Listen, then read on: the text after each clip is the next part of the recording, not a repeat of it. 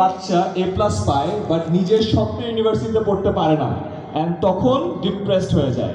আমি চাই তোমরা এখন যারা কলেজ এখনো স্টার্টও করো নি, অগাস্টের 1 তারিখ থেকে ক্লাস শুরু হবে না, এখন থেকেই প্ল্যান করবা তুমি বইতে যেতে চাও, তুমি ঢাকা ভার্সিটিতে যেতে চাও, নাকি তুমি সুমন ভাইয়ের মতো লন্ডনে যেয়ে ব্যারিস্টার হতে চাও। কেন জানো? বিকজ এখন থেকে তুমি সেট করলে তুমি ওই অনুযায়ী পড়াশোনা করতে পারবা।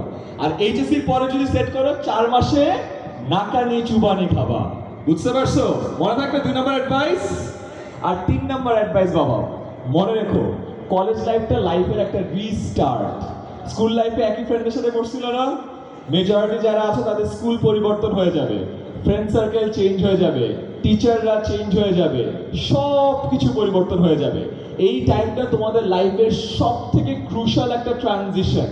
মানুষজন সবসময় কোন জায়গায় যে লক্ষ্যভ্রষ্ট হয় বা তোমার পড়ে যায় বা উষ্টা খায়, জানো তুমি কোথায়?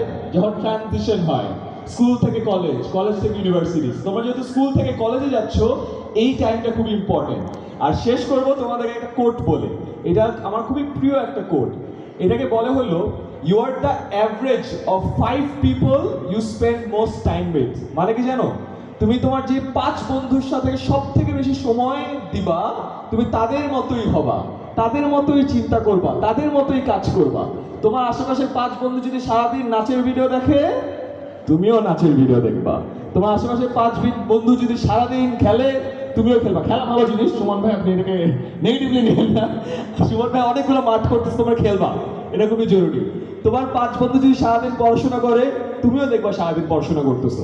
যেহেতু তোমরা ট্রানজিশন দিয়ে কলেজে যাচ্ছ, তোমার যে 5 বন্ধু থাকবে যার সাথে সব থেকে বেশি সময় তুমি জ্ঞাপন করবা, choose those 5 friends very wisely. একজন যেন রোজালিন ম্যামের মতো হয়, একজন সুমন ভাইয়ের মতো হয়, একজন শাহিন স্যারের মতো হয়, একজন আমার মতো হলেও হবে, অসুবিধা নেই, ঠিক আছে?